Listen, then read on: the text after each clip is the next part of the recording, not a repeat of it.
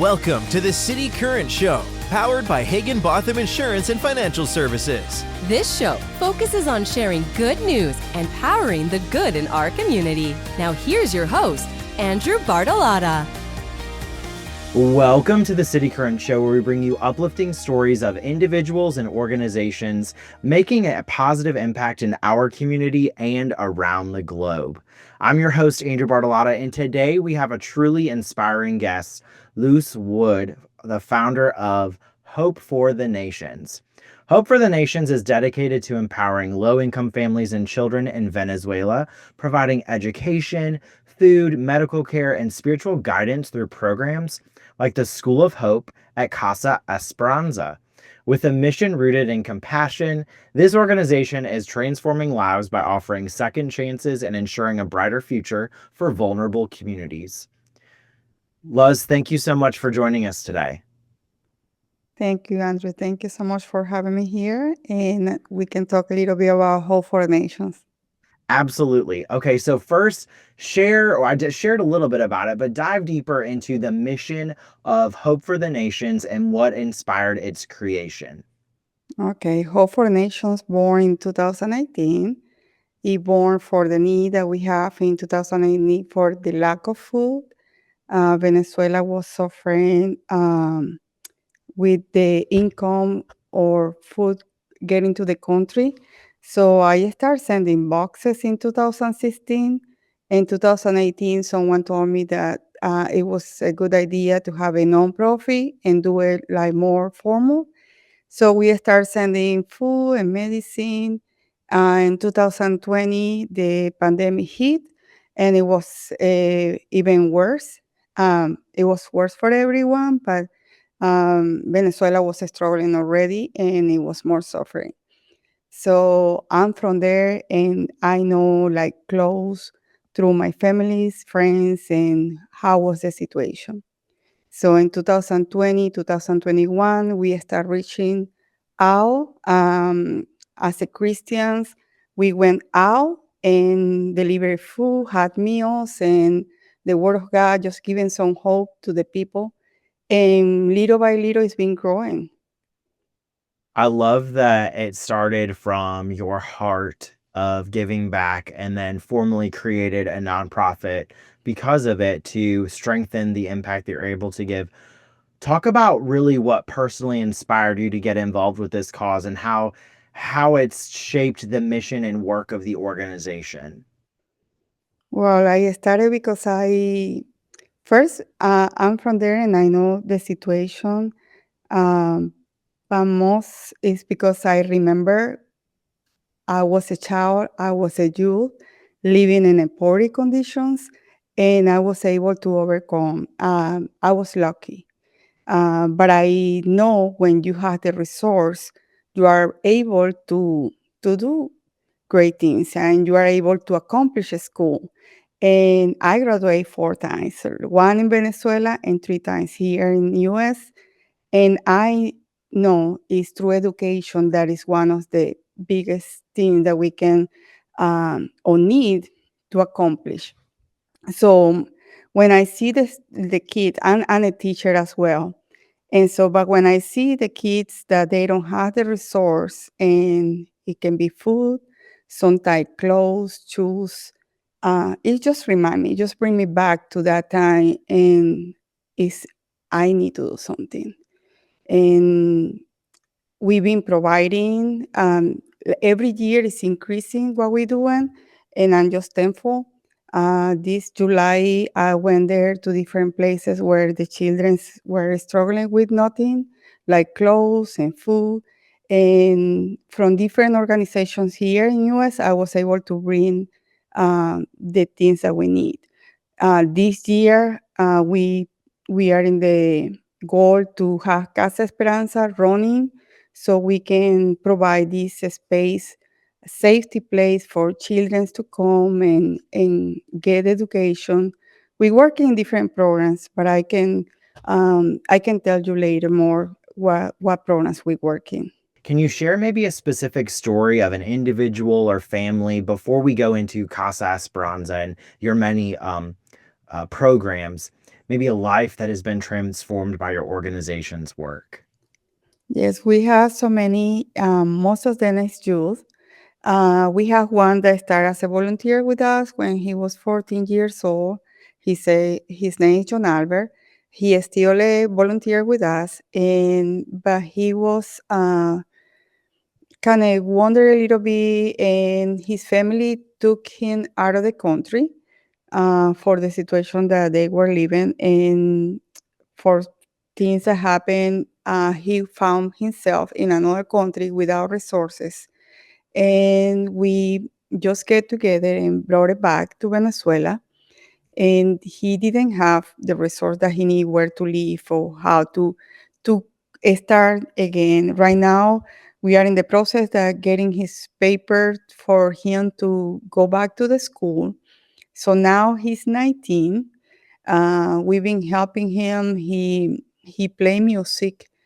He's really good at it. He love it. He don't have the instruments, but in the way how we can, we provide the lessons. And right now, because him, we're gonna start a program for you, so they can, you that they are not able to their high school diplomas.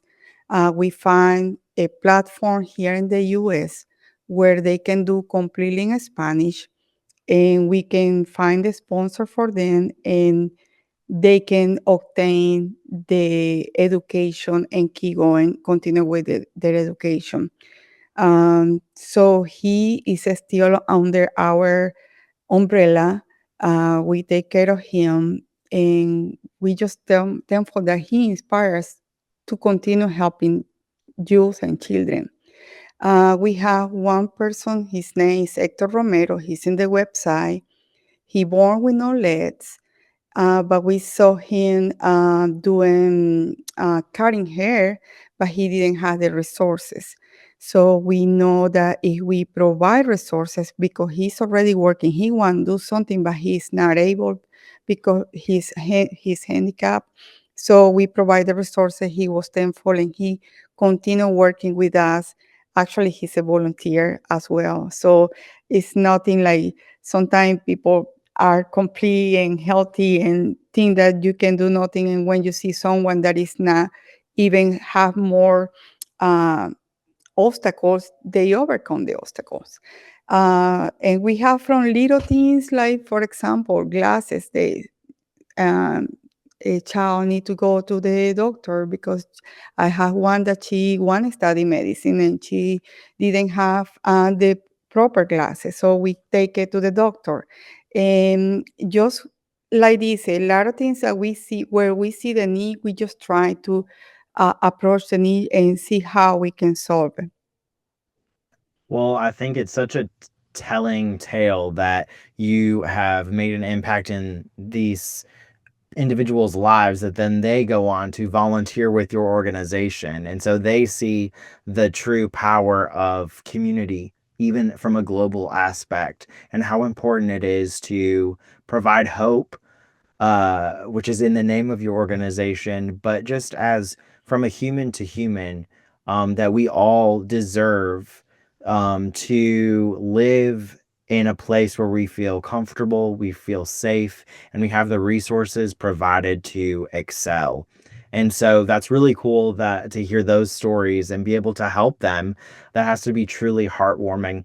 So you mentioned about Casa Esperanza, which is a key initiative of Hope for the Nations. Explain a little bit more about its purpose and how it operates and the impact it's making currently. Yeah, Casa Esperanza. Actually, at the beginning, always we thought that we want to be doing the outreach, like going out. And we started in one city that was the capital, Caracas. And after that, we spent to another state. And we always go out. And I think it's something that we're going to continue doing, because it's like we are that body, we represent Christ, and we want to just give the hope. Sometimes people don't come to the places, and that's why you need to go out. And these vulnerable places, it's going to be hard for these people to come and reach. However, we found a place that is in the community that is in need, and it's close to my heart because I I'm from that city, and we have a lot of children there. And when I went in July, I saw that most of the people that serve with us, we have adults, but we have a lot of youth, a lot.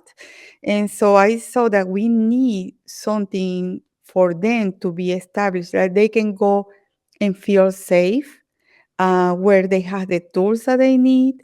And because education for me is a key that to obtain or to grow or to overcome obstacles, you need that. And so I found the platform, I was doing the research, and that high school can be operated in Casa Esperanza, which is a building that is going to provide a safety place for youth and for elderly and for any family that live in vulnerable a situation that they want to come. So in that place, we're going to have different service. We're going to have medical service that we provide already when we go out. We provide medical service because we have probably more than 20 doctors helping us. And we have, sometimes we receive medicines, sometimes we don't have it, but we have the hand of the doctor that is very important. We have a lot of teachers that help us as well, and so in that place, we're going to offer the legal service, we offer the medical service, dentist service. We're going to provide meals for the elderly that we're doing it right now. We go out once a week, just depend on the resource that we have, once a month, just depend. Because the last one that was last week, we served about 100 Wow. elderly people. Wow. So right now we're renting the tables and the chairs and everything that we need so we can just give them dignity. And so I feel like if we have a place that they can go to that place, not every area can go, but at least we start with one and these people can go there and all the provisions and the donations, because right now we don't have the space for the donations, and we can have in one place. Um, we we working with different ideas. One of the idea that we have for Casa Esperanza is we're going to have a trade school where we're going to do, so they're going to have the school, the classrooms. It's not a school, it's where the youth can go and they're going to have internet, they're going to have computer, and they can get connect and they can get a high school. But also we can do the workshops where we can teach, and we already have some students already enrolled. It's completely free, where they can learn one trade. So we're doing right now one with mechanic, because we understand that everyone is not designed to go to the school. So we have a bakery. We have one that we want to start also here because we have the instructor here in as a programmer.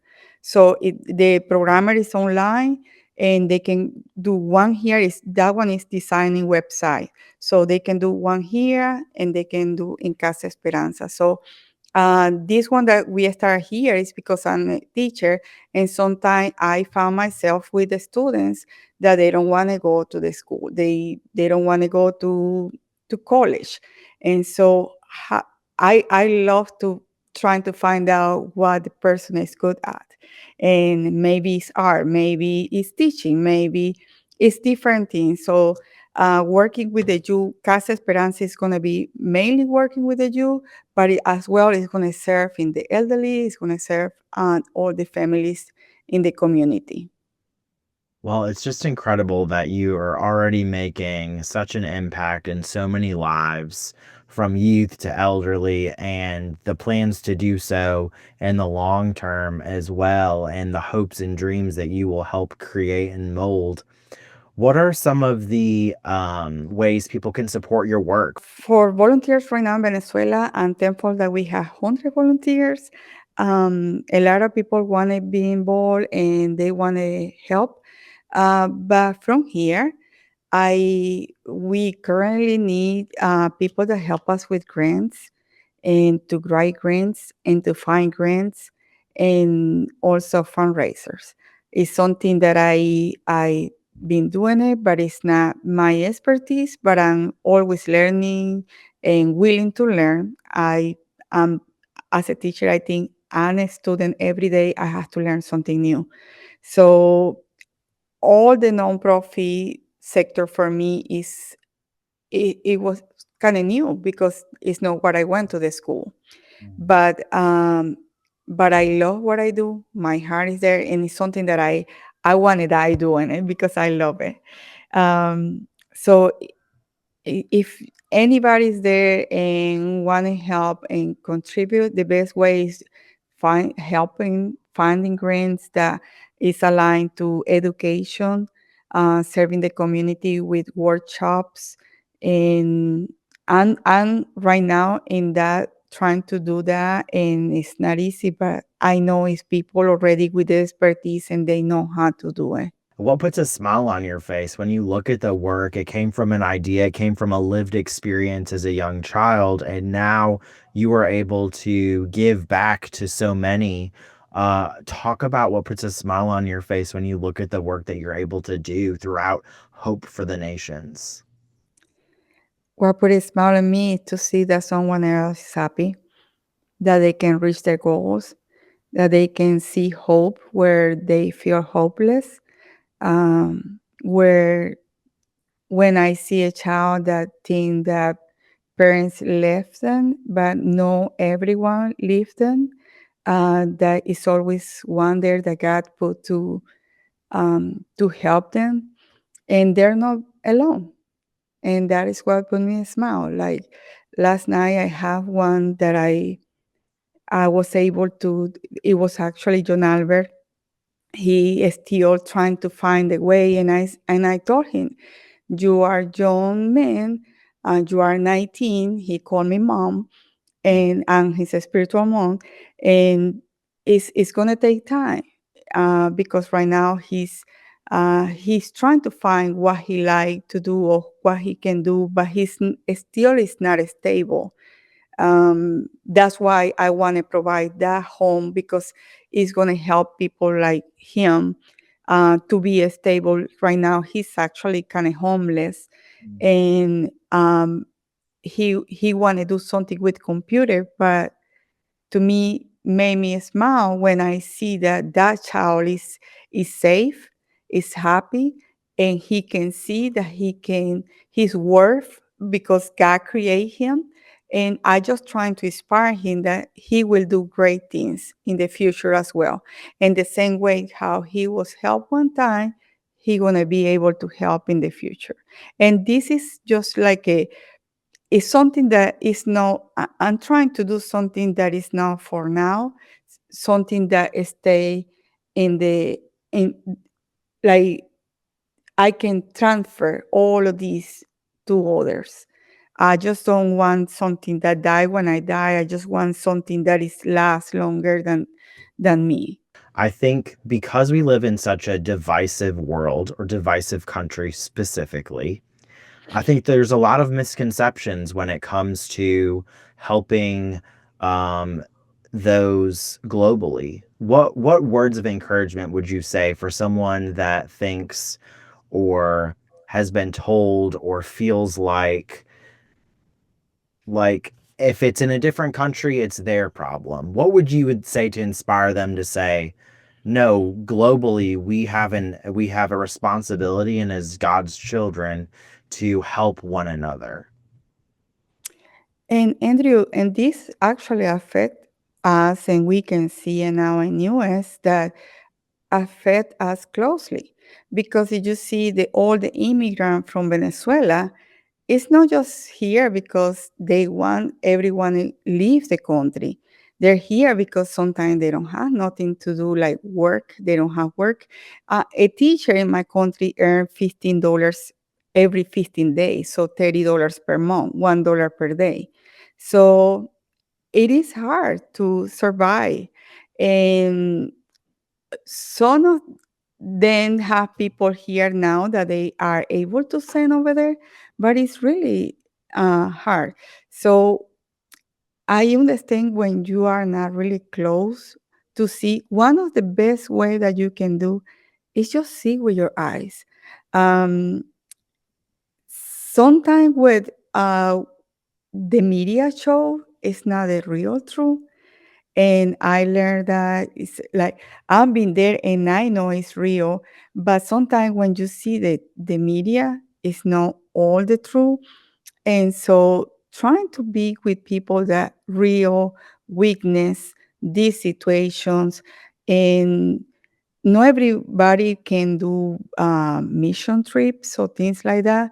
Right now, I don't think we can to do to Venezuela. That is one of my goals in the future.